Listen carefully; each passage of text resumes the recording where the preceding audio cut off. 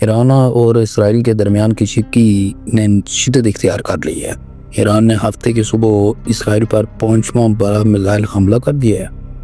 اور تازہ حملوں میں درجنوں میزائل داغے گئے۔ ایران کی جانب سے اسرائیل کے دارالحکومت تل ابیب میں میزائلوں کی بارش کی گئی ہے، جس سے 5 مقامات پر تباہی ہوئی ہے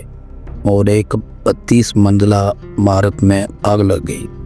جبکہ وسطی اسرائیل میں 9 مقامات کو نشانہ بنایا گیا ہے اور متعدد عمارتوں کو نقصان ہوا ہے۔ ایرانی حملوں کے نتیجے میں 4 اسرائیلی ہلاک اور 63 سے زائد زخمی۔ آپ کو اس کو تو اس میں تفصیل بتاتا چلوں کہ اسرائیلی میڈیا کے مطابق دھماکوں کی آوازیں تل ابیب، یروشلم اور گوشن دان میں سنی گئی ہیں، جس سے شہروں میں خوف و ہراس پھیل گیا اور شہریوں کو محفوظ مقامات پر منتقل ہونے کی ہدایت کی گئی۔ تل ابیب میں اسرائیلی جوہری تحقیقی مرکز کو بھی نشانہ بنایا گیا۔ اور آپ کو یہ بھی بتاتے چلیں کہ جو ایرانی میڈیا ہے اس کے مطابق جو اب تک جو ہے وہ تقریباً 200 سے زائد بلاسٹک میزائلز جو ہیں وہ فائر کیے گئے ہیں۔ اس میں انہوں نے یہ بھی دعویٰ کیا ہے کہ اسرائیل کے 2 F-35 5th جنریشن طیارے بھی مار گرائے ہیں اور ایک لیڈی پائلٹ جو ہے اس کو بھی گرفتار کر لیا گیا۔ اب یہ حالات کس طرف جا رہے ہیں اس کے اوپر ہم تھوڑی سی آگے مزید ڈیٹیل میں ہم بات کریں گے، اور ساتھ ساتھ آپ کو یہ بھی بتاتے چلیں کہ امریکہ بھی جو ہے نا اس میں میدان میں اتر آیا، کیونکہ جب یہ جنگ سٹارٹ ہوئی تھی تو جب اسرائیل نے ایران پر حملہ کیا تو امریکہ نے فوری طور پر جو ہے نا اس کا جواب دیتے ہوئے کہا کہ وہ اس میں شامل نہیں ہے، اور یہ اسرائیل نے خود سے یہ جنگ سٹارٹ کی ہے۔ جبکہ اب امریکہ کی طرف سے یہ پیغام بھی آ رہا ہے کہ وہ کہہ رہا ہے کہ میں اسرائیل کا دفاع کرنے کے لیے تیار ہوں اور ہر ممکن کوشش کروں گا۔ ابھی جو اسرائیل کا جو ایئر ڈیفنس سسٹم ہے وہ بھی ایکٹیو ہو چکا، لیکن اس میں بھرپور امریکہ کی بھی سپورٹ آ رہی ہے۔ لیکن یہاں پر ایک اور سب سے بڑی خبر آ رہی ہے جس کو سوشل میڈیا کے اوپر بھی بڑی اس کی گردش کر رہی ہے۔ ابھی یہ نامعلوم ایک طیارہ جو ہے وہ رات کی تاریکی میں وہ اسرائیل کے اندر داخل ہوتا ہے اور متعدد بم گرا کے وہ وہاں سے فرار ہوتا ہے۔ اب یہ جو ہے نا سوال اٹھ رہا ہے کہ یہ طیارہ کون سا ہے، کس ملک کا طیارہ آیا اور اس نے یہاں پر میزائل گرائے اور یہاں سے وہ فرار ہو گیا۔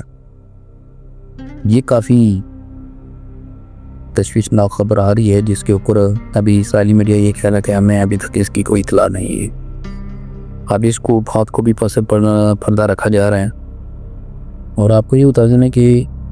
اس سے قبل اسرائیل نے 200 لاگا طیاروں کے ساتھ ایران کے 100 سے زائد تنصیبات کو نشانہ بنایا، جس میں پسنداران انقلاب سربراہ چیف سمیت متعدد اہم کمانڈوز اور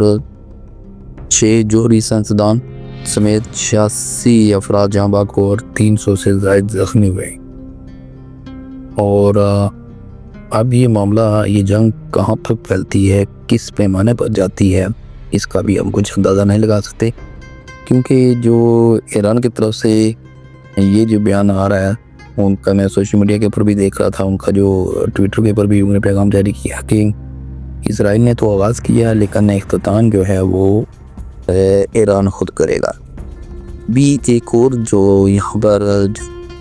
ایک بڑی تشویشناک خبر آ رہی ہے کہ کیونکہ ایران جو فائر کر رہا ہے اسرائیل کے اوپر وہ تقریب 1600 کلومیٹر جو اس کی فضائی حدود بنتی ہے، اور تقریباً اس میں 1.5 یعنی تقریباً 1.5 گھنٹہ لگتا ہے اس کی وہاں تک پہنچنے میں۔ لیکن جب وہ اردن کی جو فضائی حدود کے اوپر پہنچا تو اردن نے دعویٰ کیا ہے کہ ہم نے بہت سارے میزائلوں کو انٹرسپٹ کیا ہے اپنی حدود کے اندر۔ اب یہاں پر یہ بھی تو ایک کافی تشویشناک بات چل رہی ہے، اور دوسرا جو ہے وہ اسرائیل کے اندر بھی اس کا اپنا بھی ایئر ڈیفنس سسٹم جو ہے وہ بھی بڑا ایکٹیو تھا، اور اس نے بھی بہت سارے میزائلوں کو انٹرسپٹ کیا ہے، اور یہ اسرائیلی میڈیا دعویٰ بھی کر رہا ہے، جبکہ کچھ متعدد میزائل جو ہے وہ ٹارگٹ پر ہٹ بھی کیا ہے۔ اب زیادہ تر جو ہٹ کیا گیا ٹارگٹ وہ شہر کو ہٹ کیا گیا، جو اس کا در و خلافہ تھا اس کو ہٹ کیا گیا، اور یہ بھی کہا جا رہا ہے کہ جو وزیر دفاع اس کی ایک بلڈنگ کو بھی ٹارگٹ کیا گیا اور اس بلڈنگ کو بھی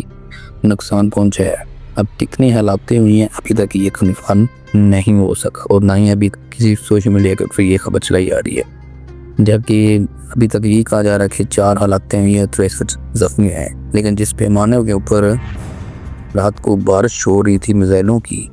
اور پورا جو اسرائیل ہے اس وقت پہنچ اٹھا، اور بالخصوص جو غزہ کے جو فلسطین کے مسلمان ہیں وہ خوشی سے جوم ہو کے انہوں نے باضابطہ طور پر باہر جشن منایا کہ اسرائیل کے اوپر اٹیک کیا ایران نے۔ تو یہ بڑا